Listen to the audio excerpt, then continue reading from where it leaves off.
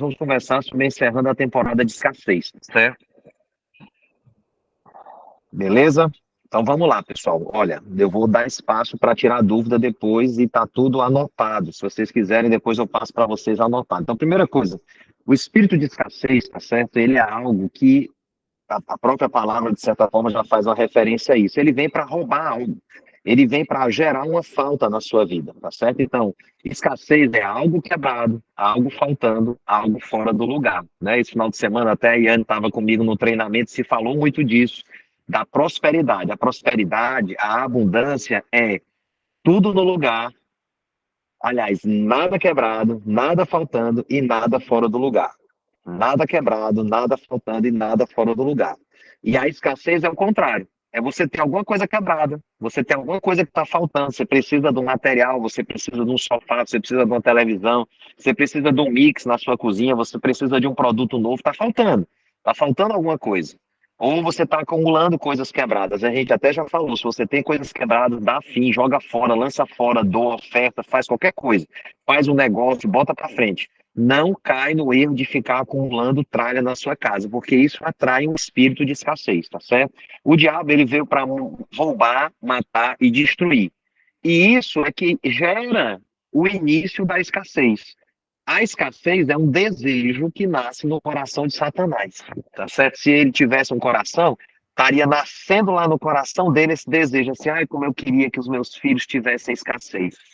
Então, a escassez, ela não tem nada a ver com Deus. Ela é uma estratégia maligna de aprisionamento e vem do próprio espírito de Satanás, sabe? Às vezes você vai encontrar com pessoas que têm um espírito tipo assim, parecem piedosas, né? Ai, não, eu sou pobrezinho. Se Deus fizesse alguma coisa por mim, se eu.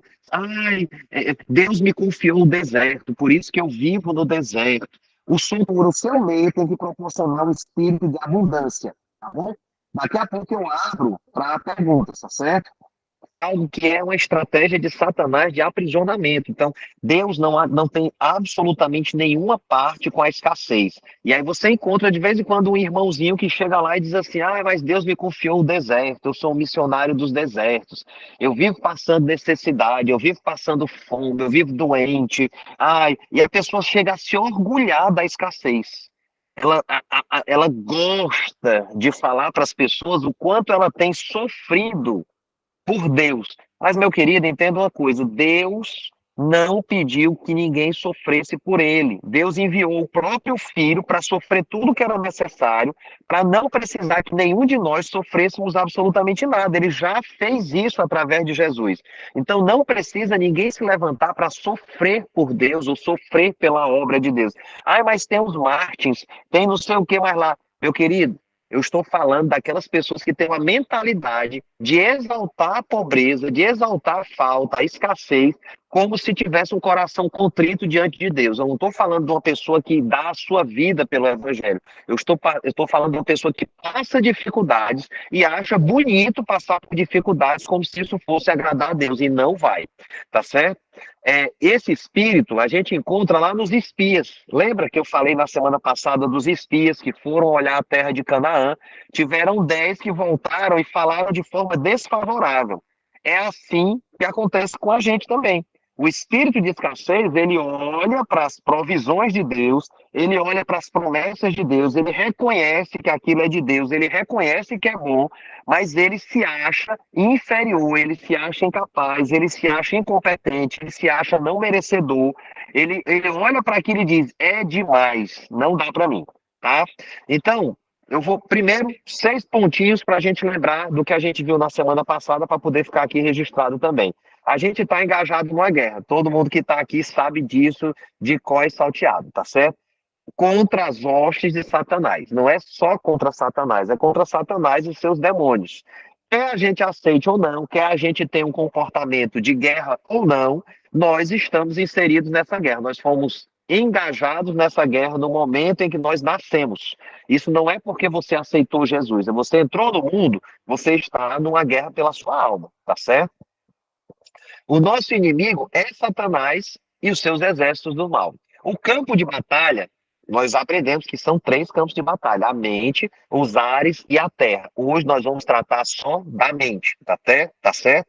E lá no dia 16 nós vamos estar aprofundando de novo tudo isso com as pessoas que estiverem lá, mas claro, se aqui tiver dúvida, a gente conversa mais sobre isso. Mas acredite, o principal campo de batalha que você precisa vencer hoje é aqui, na sua mente. Porque o que estava errado com os espias? A mentalidade deles de se verem como gafanhotos. Eles olharam para os gigantes, para as pessoas que estavam lá naquela terra, para as muralhas, e olharam para si mesmos. E quando eles olharam para si mesmos, eles não enxergaram o favor de Deus. Eles se enxergaram como um inseto, como um gafanhoto. Tá? As armas de Satanás são sempre as mesmas: mentiras, sofismas, inverdades, engano, te faz acreditar em coisas fora da verdade de Deus para as nossas vidas. Ninguém me ama, eu nunca vou dar certo na vida, as coisas sempre são mais difíceis para mim. Ah, é porque você não tem o marido que eu tenho, é porque você não sabe como é que é o meu filho, é porque você não conhece a minha concorrência, é porque você não sabe a minha história. Isso tudo é Satanás na sua mente agindo. Ele trabalha com armadilhas, com ardis, com falsos conceitos sobre a nossa vida, um conceito errado da abundância, um conceito errado das promessas de Deus. Aquilo que a gente espera é, na nossa mente, né? Eu estou com a expectativa de que ele vai me aceitar. Eu estou com a expectativa de que eu vou conseguir melhorar o meu valor. Eu estou com a expectativa no meu coração de que as coisas vão melhorar na minha pousada, no meu consultório, na minha clínica. Aquilo que você tem expectativa é o que vai se concretizar. Lembre de Jó. Jó tinha uma expectativa, ele tinha um temor no coração, tá certo? De que acontecesse algo errado com seus filhos. E o que foi que aconteceu? Satanás veio e tocou. Tocou em todos eles. Matou todos os filhos de Jó. Aquilo que eu temia me sobreveio. Então é assim que Satanás age. Ele coloca em você uma expectativa fora dos princípios da fé. Ele coloca em você uma expectativa que vai acontecer. Por quê? Porque é o que você acredita. A gente pode ativar com as nossas palavras todos os pensamentos que nós temos. E essas palavras convertidas, né, em realidade, os pensamentos convertidos em palavras, eles se convertem na realidade. Então, pensamentos, palavras, eu começo a dizer, não vai dar certo, vai faltar, eu não vou conseguir dar conta. Eita, meu Deus do céu, o que foi que aconteceu esse mês? Que loucura. E eu começo a falar negativamente, e a língua tem o poder da vida e da morte. E aí eu preciso ter muito cuidado com esses pensamentos, que é através desses pensamentos que Satanás vai gerar na nossa mente de escassez, de falha, de erro, que nós vamos confessar algo fora da fé. Nós vamos confessar algo pelo medo, fora da perfeita vontade de Deus. E isso vai se tornar realidade. No reino espiritual, a palavra traz à existência aquilo que é espiritual para o mundo material. Foi assim desde o princípio. Deus deu uma palavra e as coisas passaram a existir. Aquilo que não existiu passou a existir. Trazem à luz os pensamentos ocultos do nosso coração. Quando a gente começa a falar, reclamar, resmungar, é o que está oculto no nosso coração, o nosso medo, a nossa incerteza. E quem é que colocou isso aqui dentro? Satanás. São as ferramentas espirituais para trazer a realidade, são as palavras. Elas podem ser úteis para Deus, mas também podem ser úteis para Satanás. Quando a gente toma cuidado com as nossas palavras, com os nossos pensamentos, a gente está já cumprindo um dos princípios. Quando eu tomo cuidado, quando eu policio, quando eu escolho as minhas palavras, quando eu seleciono os meus pensamentos, quando eu inclino os meus pensamentos em obediência a Cristo, eu já estou trabalhando, que é o primeiro ponto dos 7 pontos que eu vou dar de prosperidade, tá? Que é a mudança de paradigma, a renovação da mente. Mas não se preocupe, eu vou falar mais sobre isso lá na frente. Sexto ponto para a gente revisar, e para a gente encerrar aqui a revisão. O diabo, ele trabalha através da cultura, tá? Como é isso? É só você olhar ao redor, meu querido, tá? Hoje de manhã, até quando eu fiz o vídeo, estava muito ardendo na minha mente, no meu coração. A forma como a música ao nosso redor, ela mexe em princípios muito básicos, em pontos elementares, em pontos instintivos do ser humano, nos desejos, nas necessidades fisiológicas. A música que está ao nosso redor hoje, esse tu, ou então aquelas músicas de sofrência, aquelas batidas baianas, né? Aquelas batidas, aqueles ritmos de axé. os forró muito meloso, eles ativam uma região do nosso corpo concentrada aqui na barriga, né, no baixo ventre e no quadril. Por que isso? Porque são instintos mais primitivos do ser humano. Então o diabo ele vem trabalhando a cultura ao nosso redor, a cultura do aborto, a cultura da depravação sexual, a cultura dos palavrões, a cultura da falta de fé, de profanar o sagrado. Ah, eu não preciso congregar, eu não preciso prestar contas, eu tenho que ter a minha vida, eu tenho que ser autônomo. Para que eu vou casar se eu posso só me juntar, se eu posso só ficar prevaricando, só ficar curtindo a parte boa do casamento? Eu queria da parte boa do casamento, ela só acontece dentro do casamento, né? Então, o que que acontece? Ele vai lançando essas ideias ao nosso redor, essas ideias vão contaminando o nosso dia a dia. Ai, eu sou bebê, então agora eu tenho que beijar alguém. Não importa se é homem, se é mulher, se é cachorro, se é gato, se é papagaio, não importa quem eu vou beijar, eu preciso é beijar alguém. Então, essa cultura ao redor começa a entrar na mente dos nossos jovens, na nossa mente também, e aí isso passa a ser a nossa cultura, a nossa forma de enxergar o mundo, e de caminhar, de decidir, certo? Beleza? Vamos lá, vamos continuar. A pobreza é uma cultura, pessoal. A pobreza é uma cultura estabelecida. As pessoas que estão inseridas na pobreza, elas acreditam que são pobres porque foram destinadas a ser pobres. Elas foram destinadas à escassez, certo? É a falta, o não ter faz parte do dia a dia delas, é normal, é natural, é comum a parede rebocada, é comum a geladeira que não gela, é comum faltar o recurso, é comum é, não ter um dinheiro para fazer um lazer, é comum ter que comprar roupa no brechó, é comum faltar alimento. E aí aquilo ali é tão enraizado que a pessoa nem tem expectativa de sair dali. Se ela tiver o que comer naquele dia, tá ótimo, certo? A pobreza, a escassez, ela é uma cultura que está ao nosso redor. Preste bem atenção nisso, né? E para essas pessoas que estão aprisionadas ali, não tem a menor possibilidade de mudar. Elas nem acreditam, elas nem pensam em mudar isso. Se eu tiver um assistencialismo, uma cesta básica, uma forma de me alimentar hoje, tá bom demais. A única maneira de eu quebrar isso é tendo novos hábitos. Volto lá para o primeiro ponto que a gente ainda vai falar. Eu passei aqui 6 pontos de revisão, tá certo?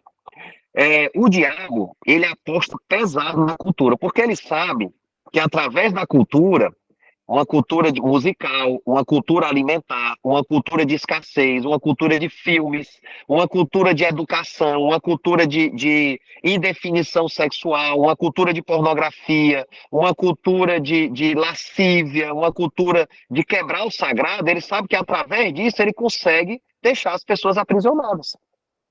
Ok? A pobreza, ela deixa as pessoas tão acostumadas a coisa ruim que ela não se incomoda mais aquilo para ela deixou de fazer diferença, certo? Agora, a cultura dos céus é abundância. Não tem no ministério de Jesus, quando o Messias andou na terra, o ministério dele não teve absolutamente falta de nada. Em tudo que Jesus precisou, ele precisava de uma casa, tinha uma casa, precisava de um transporte, tinha um transporte. Ele precisava de sandálias, tinha sandália. A roupa dele era valiosíssima, não faltou nada. E quando ele não tinha nada de dar para comer para as pessoas, né? Apareceu uma oferta e essa oferta foi multiplicada milhares de vezes. Não foi 100, 50, foi milhares de vezes. Foram milhares de vezes multiplicadas, certo? É, alguns cristãos chegam a ter prazer e amar a humildade, né, a pobreza, mas é uma humildade errada. Deus quer que a gente seja grande, que a gente seja abundante. Para quê? Para chamar a atenção das nações, para a gente ter recurso financeiro para entrar nas nações, para a gente fundar igrejas, para a gente enviar missionários, para a gente ampliar a influência da nossa vida, da nossa família. Nós precisamos estar sentados nos locais corretos. E para entrar em determinados locais, só entra quem está vivendo em abundância. E a abundância tem a ver com o dinheiro também, com o recurso também, com uma casa boa, com uma família estruturada, tá certo? Inclusive, hoje eu comecei a fazer uma declaração diante de Deus. E nós vamos fazer uma declaração já já, tá certo? Mas a declaração que eu comecei a fazer hoje. Senhor, eu desejo me conectar a ouro. Eu quero me conectar a ouro. O ouro dentro da palavra de Deus, o ouro refinado, o metal precioso, o ouro, ele tem uma simbologia de glória, ele tem uma simbologia de conexão com a glória de Deus. Eu não uso nada, né? Vocês devem perceber que eu uso só a aliança, né? Às vezes um relógio. Mas eu, hoje, senti essa direção de Deus. Deus, eu quero me conectar com ouro. Não sei como é que vai ser. Não sei se eu vou comprar, se eu vou ganhar, eu não sei como é que vai ser. Mas acreditem, em breve vocês vão acabar me vendo usando alguma coisa assim, tá certo? Porque eu estou já declarando que dentro da abundância de Deus para minha vida, eu vou receber ouro. Eu vou me conectar com ouro. É uma declaração que eu estou fazendo baseado na palavra de Deus, tá certo? Nós vamos fazer uma declaração parecida um pouco mais abaixo. Eu posso mandar isso por escrito para vocês, tá certo? Todos estão participando aí. Pessoal, eu já fui muito escravo do espírito de escassez, mas muito mesmo. Né? Entre a riqueza e a pobreza tem uma linhazinha divisória que é como se fosse um estilete, uma lâmina de barbear.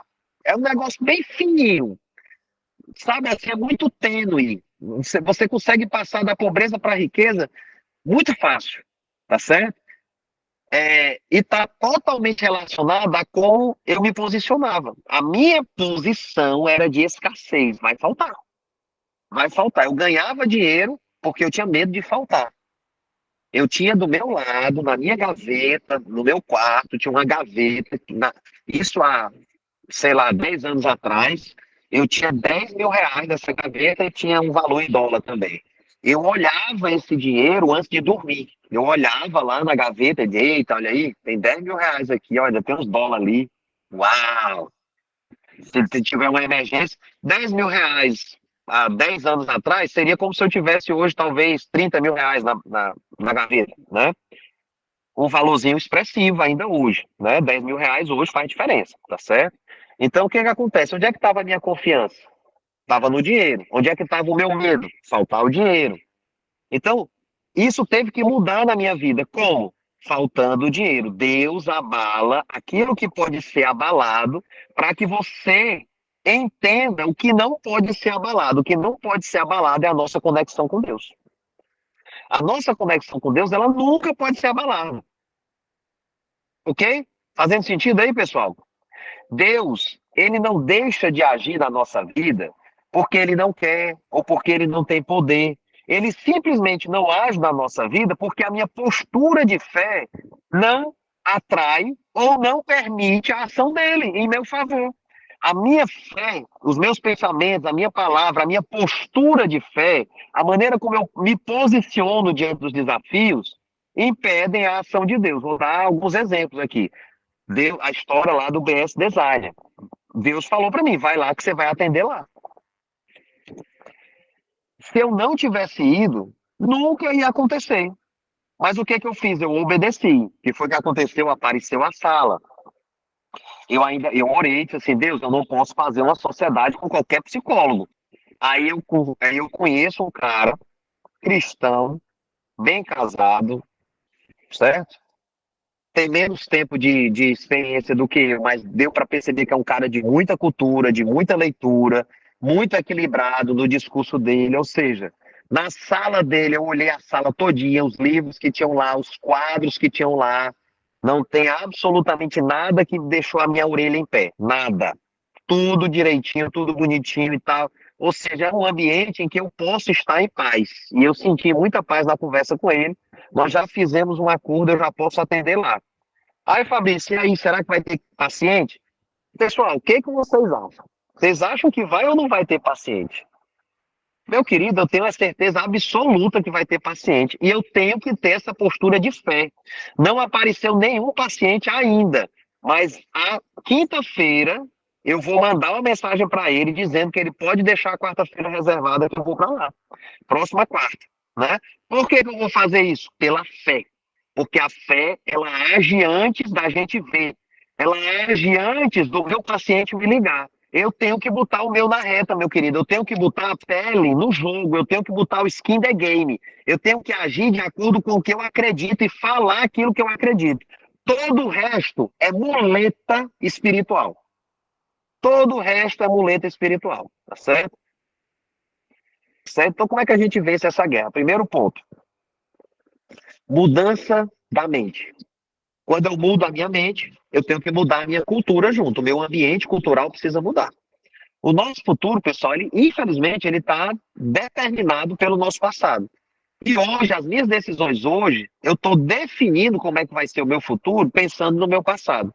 Então, nesse exato momento, as decisões que eu vou tomar hoje, eu tenho que ter muita clareza por que, que eu estou decidindo B ou A. Por que, que eu estou decidindo ir por esse caminho da direita e não o caminho da esquerda? Por quê? É racional ou é algo que está no meu passado que está me impedindo de ir lá no BS Design e me arriscar?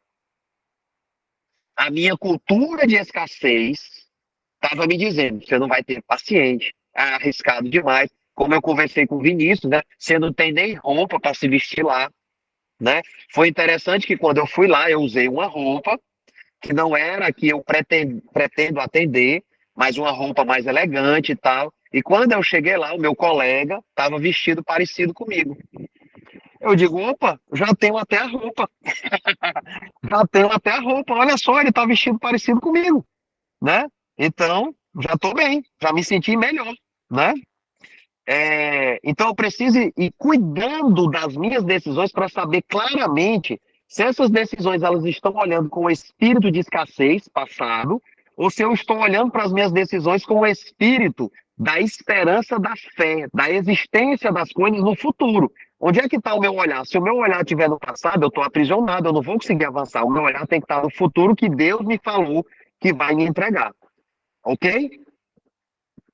O passado, muitas vezes, ele gerou um modelo para você, um modelo de falta, um modelo de cultura de escassez, talvez da sua casa, talvez da sua família, talvez de alguma coisa que você viveu. Você quebrou uma empresa, você perdeu um emprego, né? Pessoal, hoje eu conversei com um senhor, tá certo? Que tem uma dificuldade de governar o tempo. Então, a demanda dele é que eu ajude ele a organizar o tempo dele, certo? E fazendo algumas perguntas, eu perguntei quanto é que ele estava perdendo por causa dessa falta de organização. E ele me falou: eu estou perdendo, eu estou deixando de receber 1,5 milhão de reais. Aí eu, vixe, 1,5 milhão de reais? Como assim? Me explique. E aí ele me explicou que tem uma situação burocrática que ele precisa resolver, que aí ele precisa usar tempo para resolver burocracia, tá certo? Para receber o valor de um negócio que só está dependendo de documentos. A vida dele não está fácil, ele está passando por um aperto financeiro, está se virando com várias, vende carro, vende vinho, compra, não sei o que, negocia. Mas ele podia, numa tacada só, receber 1,5 milhão de reais, mas ele não consegue fazer a organização do tempo dele, porque toda vez que ele tenta tirar um documento que dá errado, ele se acaba, ele entra em depressão. Por quê? Porque ele está preso no passado dele. O passado dele fala para ele que ele vai perder de novo. E aí, quando ele tem contato com a burocracia, ele lembra as coisas que ele perdeu e, por medo de repetir aquele erro de novo, ele não avança. Porque, na realidade, a mente dele está dizendo: você vai perder 1,5 milhão. Você não vai ganhar, você não vai receber. Então, eu preciso trabalhar com ele uma mudança de mentalidade, uma mudança de cultura. Tá certo? O povo de Israel já tinha saído do Egito, estava às portas de Canaã, e disse assim: vamos voltar para o Egito que é melhor. Porque a mentalidade deles era de escassez, era de escravidão. Era seguro no Egito. No Egito não havia desafios, não havia guerra, não havia lutas. Eles tinham a cebola todo dia, eles tinham as chicotadas de vez em quando, mas era controlável, era só ser obediente. O trabalho era pesado, mas de noite eles estavam em casa. Pessoal, quantas pessoas nós conhecemos hoje que vivem nessa cultura de trabalhar o mês inteiro para pagar a conta e descansar um dia no final de semana? E olhe lá. Olhe lá quando consegue descansar, porque às vezes o final de semana é para arrumar a casa, lavar roupa, lavar a louça e tentar dormir um pouco mais. Depois, segunda-feira, começa tudo de novo. Essas pessoas ainda estão no Egito, pessoal. Não é errado você ter o seu trabalho, não é errado você ter o seu emprego, você se esforçar. Pessoal, quem sou eu para falar contra o esforço? Eu começo às 4 horas da manhã, pessoal. Para eu poder estar aqui hoje com vocês, tendo uma palavra para entregar para a vida de vocês, eu comecei às 4 horas. Por quê? Porque eu tenho paciente a partir das 7h20. Eu passei o dia todo atendendo, fui na academia, atendi a tarde toda, consegui um intervalo para ir comer uma pizza com a minha família, uma pizza low carb feita de farinha de arroz. Meu querido, outra coisa, certo? High level. Num restaurante de um amigo meu que eu estou ganhando para Jesus, está bem molinho, está bem pertinho, tá certo? E até isso tinha propósito, e aí eu voltei para sentar aqui e tá com vocês. Tomei um banho, tô cheirosinho, tô bonitinho para poder entregar o melhor para vocês. Hoje, eu posso escolher se eu vou continuar tendo esse espírito de pobreza agindo na minha mente, ou eu posso determinar que eu vou identificar e não vou aceitar mais esse tipo de pensamento. Eu vou identificar e não vou aceitar mais esse tipo de pensamento. Pessoal, isso acontece de uma maneira muito sutil. Eu tenho alguns pacientes, já aconteceu isso até com uma pessoa que está aqui no grupo, mas outro paciente meu que costuma pagar sempre antecipado. Ele sempre paga antes da consulta. Então, eu agendo aqui com ele, ele já deposita o dinheiro. Eu queria que todos fossem assim, né? Mas esse aí é dele, é natural. E de repente ele atrasou. Teve uma consulta que ele não pagou antecipado e no dia da consulta ele pediu para pagar depois. E aí eu perguntei o que estava acontecendo. Ele está com medo de ser demitido. Então o medo está mudando o comportamento dele. Aquele comportamento novo dele, de medo, vai fazer ele perder o emprego. Está fazendo sentido para vocês? Porque essa influência aqui, esse medo de perder o emprego, está fazendo ele ser escasso. Ele tem medo de usar o dinheiro dele para aquilo que é importante para a vida dele. Aconteceu com outro paciente também, que chegou e disse: doutor, eu pensei em dar uma pausa, porque é o final do ano, né? Fica tudo mais caro, já tem matrícula, não sei o quê, papapá, eu quero viajar de férias, papapá. Mas aí eu botei na ponta do lápis quanto é que eu ia economizar. Eu olhei para aquilo e disse: poxa, R$ 800 não vai mudar o meu jogo. R$ 800 não vai mudar. Eu não vou poder viajar para a Europa economizando R$ 800. Eu não vou melhorar um upgrade, não sei das quantas, com R$ 800. Não vai. Então, porque o espírito de escassez estava pegando ele já. E se ele tivesse suspendido, o que ia acontecer? Provavelmente ele ia ter dificuldades com vocês. Quando você abre essa brecha, querido, Satanás identifica você e vai em cima, vai exatamente ali, vai bater, porque ele percebeu que pode implantar uma sementinha de escassez na sua vida. Ele não vai abrir mão. Então, não ceda para o espírito de escassez.